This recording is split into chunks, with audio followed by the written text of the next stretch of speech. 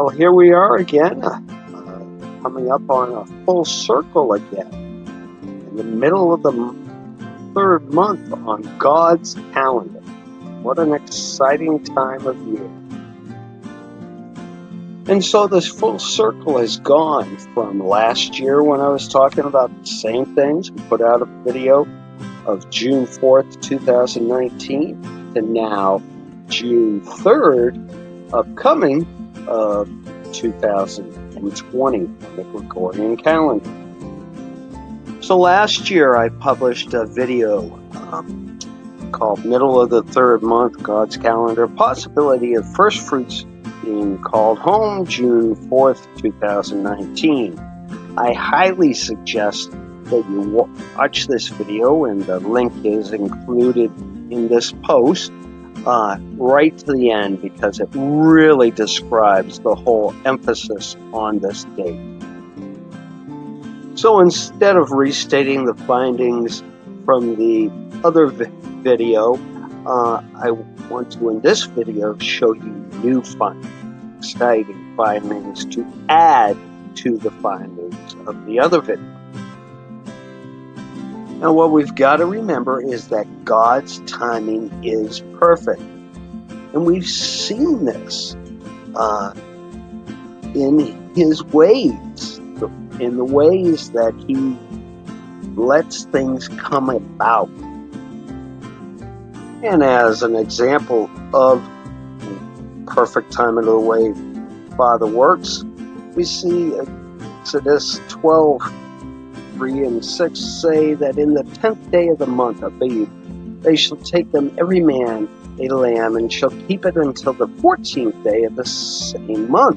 He shall kill it in the evening. So we see this playing out with Yahushua being that unblemished lamb, being brought in on the 10th day of the first month, riding in on the donkey, and then being crucified, sacrificed on the 14th day at evening, Passover, perfect time indeed.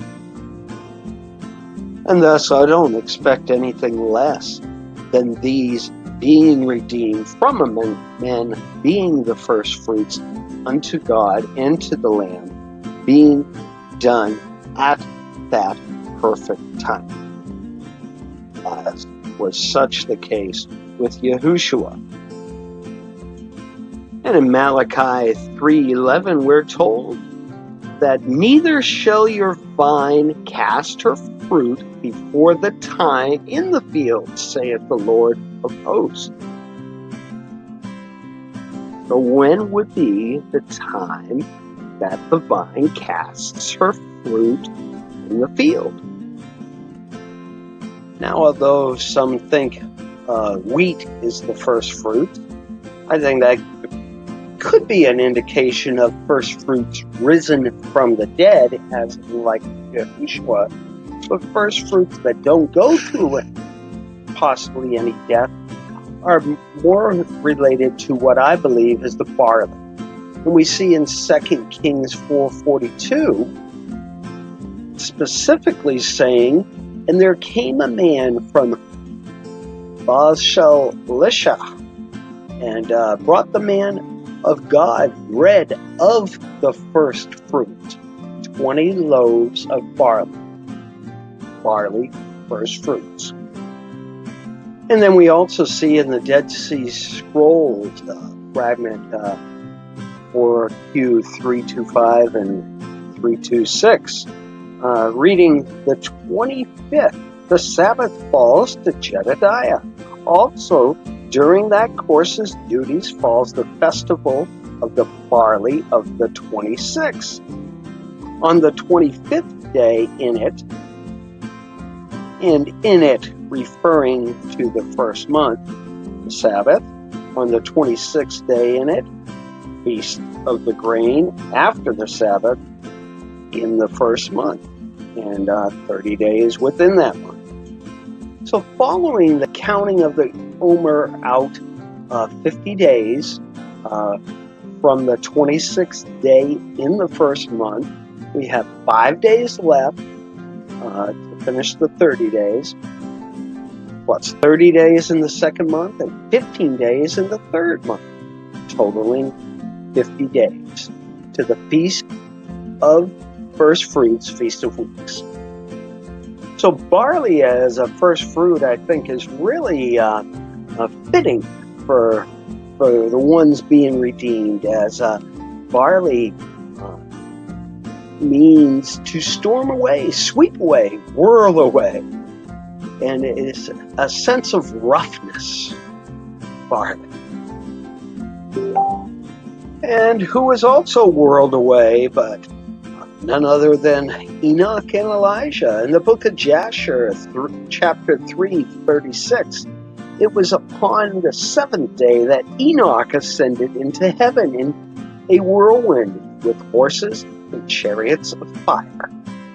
And here in 2 Kings 2:1 is Elijah going up in a whirlwind. And it came to pass when the Lord would take up Elijah into heaven by a whirlwind. In last year's video, I showed that Yahuwah seemed to make many covenants on the 15th day, middle of the third month of his calendar. And so when I referred to Malachi 3:11 earlier, of the perfect timing of the vine casting the fruit, Malachi 3:1 says, "Behold, I will send my messenger, and he shall prepare the way before me. And the Lord whom ye seek shall suddenly come to his temple." In referring to the temple that he comes to, Sister Sherry has told us about our bodies being his temple. And when she said, when he died and rose again, our bodies became the temple of his spirit. Our bodies are living temples to him. So continuing on with Malachi 3:1, "Even the messenger of the covenant, whom ye delight in, behold, he shall come, saith the Lord of hosts." Yes, indeed, he shall come. In James 5:7-8 says, "Be patient, therefore, brethren, until the coming of the Lord. Behold, the husbandman waiteth for the precious fruit of the earth, and hath long patience for it, until he receives the early and latter rain. Be you also patient, establish your hearts, for the coming of the Lord draweth nigh."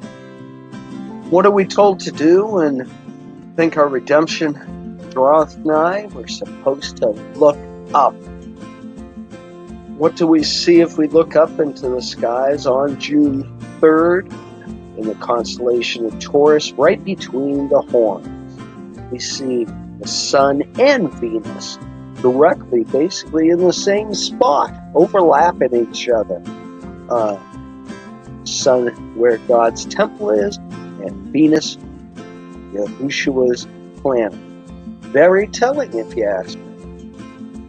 Well, guess what the Hebrew word for bull or ox is? It's shur, which means to return or to come back, also from the verb shur, to be raised. Very appropriate. In speaking about between the horns on July 3rd, again, the 15th day of the third month on God's calendar, the place of Mount Sinai is actually described as the peninsula between the horns of the Red Sea. And here is a map that shows the actual horns of the Red Sea, and then Mount Horeb, which also is known as Sinai, right in the middle. And so in closing, let's take a quick look at what was happening in the past, in the third month, in the middle of it, in the middle of the two horns at Mount Sinai. And in Jubilees 1:1, we see that it reads, "It happened in the first year of the exodus of the children of Israel out of Egypt, in the 3rd month, on the 16th day of the month, that Elohim spoke to Moses, saying, Come up to me on the mountain, and I will give you 2 tablets of stone of the law, and the commandment which I have written, that you may teach them. I ponder if at midnight on the 15th of the middle month on God's calendar, cry will be made to go out and meet our bridegroom. And then actually on the 16th, as Moses went up to the mount for 7 days, maybe we'll also go up to start the delivery of returning the tablets that Moses originally received. And Moses' name actually means drawing out of the water, rescue. It's been a pleasure doing this study. Remember to watch the original video.